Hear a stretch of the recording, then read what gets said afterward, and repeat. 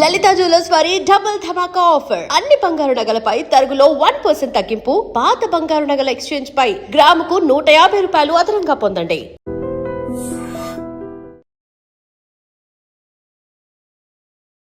నమస్తే రమ్మగారు. నమస్తే జయ. రమ్మగారు, 3 పూట్ల ఆహారం తినటం మనకు అలవాటు. ఆహారం కూడా ముఖ్యంగా అన్నమే. ధాన్యం ఎక్కువ కదా రమ్మగారు, మనం తినేది వరి కదా. అవును. ఇది ఎంతవరకు మనకి ఆరోగ్యానికి మంచిదంటారు? అంటే ఇది ఎవరైనా డాక్టర్లు చెప్తే మంచిది కదా, నేను చెప్పచ్చా? డెఫినెట్గా డాక్టర్ చెప్పేది డాక్టర్ చెప్తారు. జనరల్ వేలో మాట్లాడుకుంటాం కదా రమ్మగారు, మనం ఏమి సైంటిఫిక్గా మాట్లాడట్లేదు. అన్నం తింటే ఎంత క్యాలరీస్ వస్తాయి, లేకపోతే ఎంత ప్రోటీన్ వస్తుంది, దాంట్లో గ్లూకోజ్ ఎంత ఉంటుంది, అది కాదు. జనరల్ వేలో మనం మాట్లాడుకుందాం. మనది అసలు ముప్పొద్దుల భోజన సంస్కృతే జయ. ముప్పొద్దుల భోజన సంస్కృతి నాడు మనకి మెషిన్లు లేవు, పనివాళ్ల సౌకర్యాలు అవి తక్కువ ఉన్న కాలం. తర్వాత ట్రాన్స్పోర్టేషన్స్ లేవు, ఎక్కడికి వెళ్ళాలన్నా మనం నడవాలి. బాత్రూమ్కి 1కి 2కి వెళ్ళాలన్నా బాగా 4 బారాలు నడిస్తే కానీ కనీసం శారీర అవసరాలు తీర్చుకునే అవకాశం కూడా లేని కాలంలో ముప్పొద్దుల భోజన సంస్కృతి తెలుగువారిది. అవును. పైగా ధాన్యం ఇప్పట్లాగా కొట్టుకెళ్ళి తెచ్చుకునే వ్యవహారం కాదు. ఆనాడు చేలలోంచి ఇంటికి వస్తే ధాన్యం దంచుకోవాలి, చెరుక్కోవాలి. దంపుడు బియ్యం తినేవాళ్ళం. ఆ దంపుడు బియ్యం తినే రోజులో 3 పొద్దుల అంత తింటే అవకాశం ఉండదు. దంపుడు బియ్యం అన్నం తక్కువ తింటాం, కానీ తింటాం అన్నం 3 పూట్ల తినేవాళ్ళం. అన్ని పనులే, తోముకోవటం, తుడుచుకోవటం, కడుక్కోవటం, వాకిళ్ళు తుడుచుకోవటం, గళ్ళాపి చల్లటం, ముగ్గులు వేసుకోవటం. అవును రమ్మగారు. మరి గొడ్డు గోదా ఉంటే పేడ పనులు, పాలు తీసుకోవటం, పొయ్యి అలుక్కోవటం, ఆఖరికి పొయ్యి వెలిగించుకునేది కూడా సమయం తీసుకునేది. అక్కడి నుంచి దంచటము, చెరగటము, విసరటము, ఈ పనులు, కడగటం, ఎండబెట్టుకోవటం, అన్ని ఆహార పదార్థాలు నిలవబెట్టుకోవడానికి మనకు అవకాశాలు లేవు. ఫ్రెష్వి ఎప్పటికప్పుడు చేసుకోవటం, సంవత్సరం అంతా నిలవ ఉండటానికి 1-2 నెలలు పనిచేసేవాళ్ళం. ధాన్యం ఇంటికి వస్తే దాన్ని నిలవబెట్టుకోవడం పెద్ద ప్రక్రియ. ఇంటిల్లిపాది పనిచేసేవాళ్ళం. అవును. అసలు చిన్న పిల్లలైనా పనులలోకి దిగి పని చేయవలసిందే. నేను చెప్పనా, మేము ఆవకాయలు పచ్చళ్ళు ఎలా పెట్టుకునేవాళ్ళం అంటారు. అదే కుటీర పరిశ్రమల్లాగా ఉండేవి. ప్రతి ఇంట్లోనూ పని ఉండేది. కాస్త ఎక్కడికైనా వెళ్ళాలి అంటే కాలినడకన వెళ్ళాలి. అంత శ్రమ, శారీరక శ్రమ పుష్కలంగా ఉండేది. అప్పుడు మనం ముప్పొద్దుల అన్నం తిన్నా, పొద్దున్నే అన్నం తిని, మధ్యాహ్నం అన్నం తిని, రాత్రి అన్నం తిని కుదిరేది. ఈ రాత్రి అన్నాలు పొద్దుట అన్నాలు కూడా చూద్దాం. పొద్దున మనకలాగా బారెడు పొద్దెక్కాక లేచి తినేది అసలు లేనే లేదు. అవును. సూర్యుడి కంటే ముందు లేచేది, సూర్యుడితో పాటు అన్నం తినేది. మళ్ళీ మధ్యాహ్నం ఇంటికి ఎగిసాక సూర్యుడు, మిట్ట మధ్యాహ్నం అన్నం తినేది. సాయంకాలం సూర్యాస్తమయం అవ్వగానే గూట్లో దీపం, నోట్లో ముద్ద. రాత్రిపూట లైట్లు, దీపాలు, వ్యవహారాలు లేవుగా. చీకటి పడేసరికి అన్నం తినేసేవాళ్ళం. ఇప్పుడు ఎంతమందో చెప్పట్లేదా మనకి, రాత్రి చీకటి పడేసరికి అన్నం తినేయండి 7 లోపల. అవును. 6 o'clockకి అన్నం తినేయాలి, రాత్రి ఇంకేం తినకూడదు మీరు ఏం చేసినా సరే. పూర్వం రాత్రిళ్ళు తినడానికి ఇలాగా ఫ్రిడ్జ్లా, పాడా, మనకి డబ్బాలా, స్నాకింగ్గా, టిఫిన్లా, ఎక్కడి నుంచైనా తెచ్చుకు తింటాలా, కొనుక్కోవటం ఏముంది? ఏమీ లేదు. సాయంకాలం తిన్నదే రేపొద్దుటి దాకా ఇంచుమించుగా ఈ 12 గంటలు ఇప్పుడు తిన్నదే ఆహారం. టిప్పింగ్ అసలు లేదు కదా, కొంచెం కూడా స్నాకింగ్ లేదు. పైగా ఇంత నడిచిన మీదట శరీరానికి కావలసిన ఆహారాన్ని ఏది తీసుకుంటే దాన్ని శరీరం శోషించేది, పీల్చుకునేది బాడీ. ఆ కాలంలో ముప్పొద్దుల భోజనం ఉండేది, దానికి అది కరెక్ట్. ఇప్పుడు కూడా మనం ముప్పొద్దుల భోజన సంస్కృతిలోనే ఉన్నాం. ఏం చేస్తాం? మార్నింగ్ బ్రేక్ఫాస్ట్ చేస్తాం, మధ్యాహ్నం లంచ్ చేస్తాం, ఈ రాత్రి డిన్నర్ చేస్తాం. ఈ మధ్యలో స్నాకింగ్ ఉంటుంది మనకి. మధ్యాహ్నం లంచ్కి, రాత్రి డిన్నర్కి మధ్యలో ఈవినింగ్ స్నాక్ ఏదో ఒకటి తింటూనే ఉంటాం. అందుకని మనం ఏం చేస్తున్నాం, ఇప్పుడు చాలామంది చేసే పద్ధతి ఇది. బ్రేక్ఫాస్ట్ హెవీగా తింటారు, లంచ్ కొంచెం అన్ని ఫుల్గా, డిన్నర్ లైట్ డిన్నరే ఇప్పుడు మన పద్ధతిగా కనపడుతుంది. మీరు అన్నమే తింటారు అనుకుందాం, ఒకవేళ పెంద్రాళ్ళే తినేయటం, తక్కువ తింటాం. మధ్యాహ్నం తిన్న రకాలు ఏవి తినకూడదు, ఓన్లీ 1 అన్నం లేదా 2 అన్నాలు మాత్రమే, అంతే తింటే సరిపోతుంది. ముప్పొద్దుల భోజన సంస్కృతే ఉంటుంది. మన వాళ్ళు ఏం చేస్తున్నారు, అన్నం తినని వాళ్ళందరూ ఏ రొట్టెలో తింటాం, ఏ ఉప్మావో తింటాం, తేలిగ్గా కిచిడీ లాంటివి ఏమైనా చేసుకోవటం.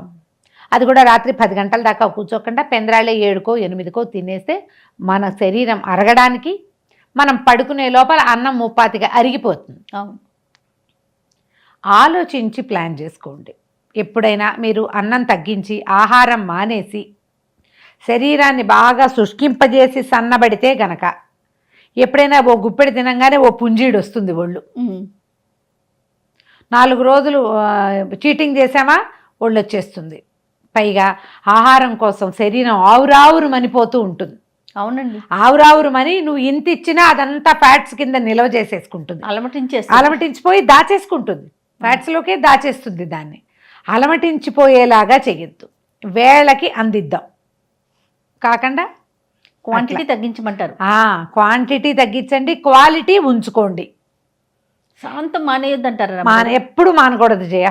శరీరం అలమటించిపోతుంది మా ఆహారానికి, చాలా తప్పు. ఆత్మారాముడిని శోభించనివ్వకూడదు. అట్లా తినాలి, కానీ చీట్ మీల్ తినచ్చు. అంటే ఏంటి? అన్నంలాగా అనిపించేవి తినచ్చు, పొట్ట నిండేదాన్ని తినచ్చు, బరువైంది కాకుండా తేలిక దాంతో నింపచ్చు.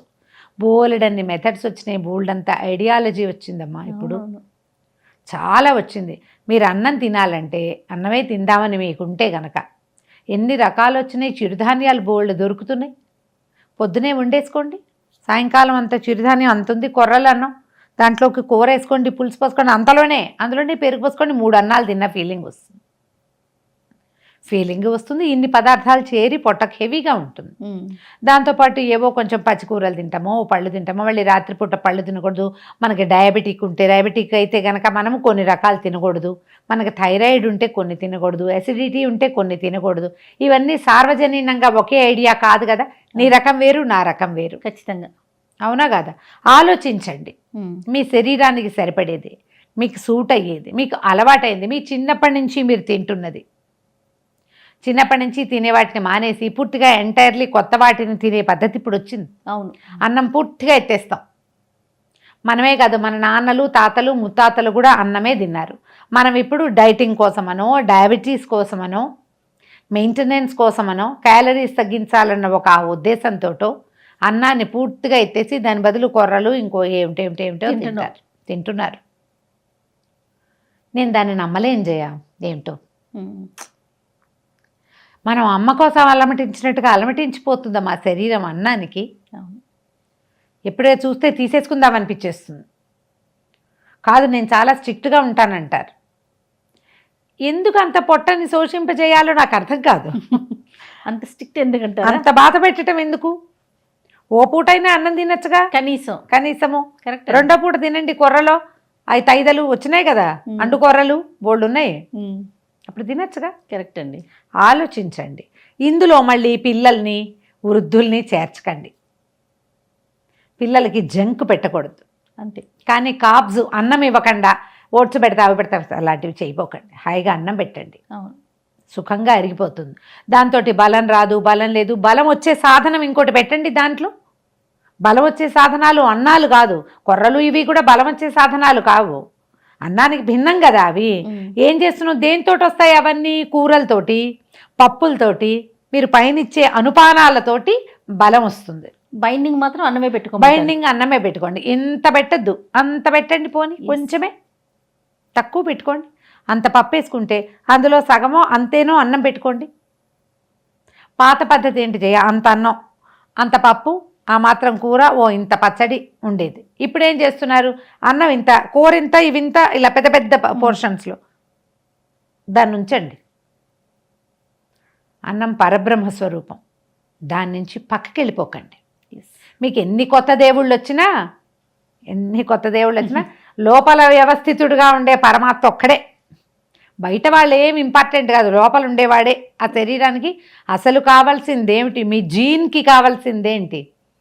జెనెటికల్గా మీరు కొన్ని తరాల వెంబడి ఏం తింటున్నారు, అది చాలా ముఖ్యమైనది. మీరు ఏ నదీ పరివాహక ప్రాంతాల్లో పుట్టారో అక్కడ పెరిగే ప్రధానమైన గ్రెయిన్ గింజ ఏదో అది మీ అన్నం, అది మీ ఆహారం. ఇప్పుడు అనంతపురం వాళ్ళంతా జొన్నలు తింటారు. అవును, వాళ్ళకి అది ఆహారం. మన వైపు జొన్నలు తింటాం, మన తాతల నాడే పోయింది. అవును, మనం మా తాత ముత్తాతల నుంచి బియ్యమే తింటున్నాం కదా. అవును. ఇప్పుడు ఇవి 2 వేరు భావాలు చేయ. నా ఉద్దేశం ఇది, నేను డాక్టర్ని గాను. నా ఉద్దేశం ఇది. ఒక చంటి పిల్లాడు ఉన్నాడు, ఓ 1 ఏడాది లోపల పిల్లాడు. ఏది జొన్నన్నం పెట్టుబడికి కొర్రలు పెడతావా? పెట్టలేం కదా. వాడికి అరుగుతుందా పాపం? తేలిగ్గా అరిగేది కదా వాడికి ఇవ్వాల్సింది. అన్నం బియ్యం వేయించి కొద్దిగా అంత చేసి పెడితే అరిగిపోతుంది సులువుగా.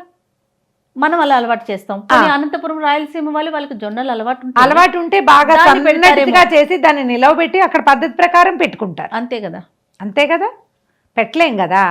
ఓట్స్ పెడుతున్నారు ఇవాళ రేపు చిన్నపిల్లలకి, ఎందుకు వచ్చిన ఓట్సో తెలియదు, దిక్కుమాలిన ఓట్స్. అసలు మన దగ్గర పండే గింజే కాదు అది. అవును, ఎందుకు వచ్చిన గోల? అమ్మ ఆలోచించండి. దేనికైనా లాజిక్ కావాలి కదా. ఖచ్చితంగా దీనికి కూడా లాజిక్కే వాడండి. మీరు ముప్పొద్దుల భోజనం 3 పూట్ల ఆహారం తీసుకునేటట్టయితే హెవీగా తీసుకోకుండా మీడియంగా తీసుకుని శరీరాన్ని మెయింటైన్ చేసుకోండి. ఎప్పుడు కూడా అన్నం శరీరానికి అవసరం, కానీ అదే బలం అనుకోవద్దు. మీరు చేసే శారీరక శ్రమ వల్ల మీరు తీసుకున్న ఆహారము శక్తిగా ఒంటికి శోషిస్తుంది. అంతే. ఎక్సర్సైజ్ బలాన్ని ఇస్తుంది. దానికి తిండి అవసరం. తిండే బలం అని మాత్రం మీరు అనుకోవద్దు. ఎంత పెట్టినా మీరు ఎక్సర్సైజ్ చేస్తేనే, ఎంత అద్భుతమైన ఆహారం ఇచ్చినా, మీరు నడిస్తే, వంగితే, కూర్చుంటే, లేస్తే, అప్పుడు పరిగెడితే, అప్పుడు మీరు తిన్న ఆహారంలోని శక్తిని శరీరం శోషించుకుని దాని నిలవ పెరుగుతుంది. ఎప్పుడైనా ఇదే పద్ధతి. అంతే. ఆలోచించండి, ఆచరించండి. తప్పకుండా. నమస్తే. నమస్తే చే. And for more videos, Please subscribe to iDream. Please subscribe to iDream. Please subscribe iDream. And please subscribe to iDream. For more videos, subscribe to iDream.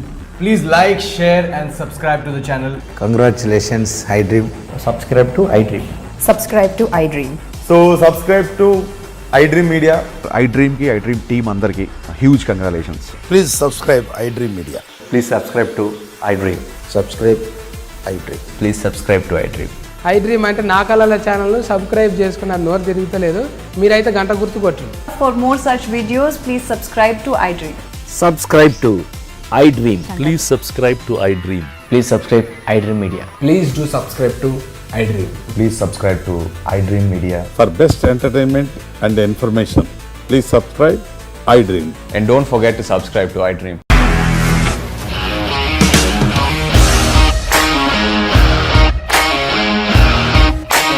ఇండస్ట్రీలో కమిట్మెంట్ ఇష్యూస్ వస్తే నీకు కూడా వచ్చినట్టు మార్నింగ్ తీసుకెళ్ళారంటే కొట్టి పడేస్తారు.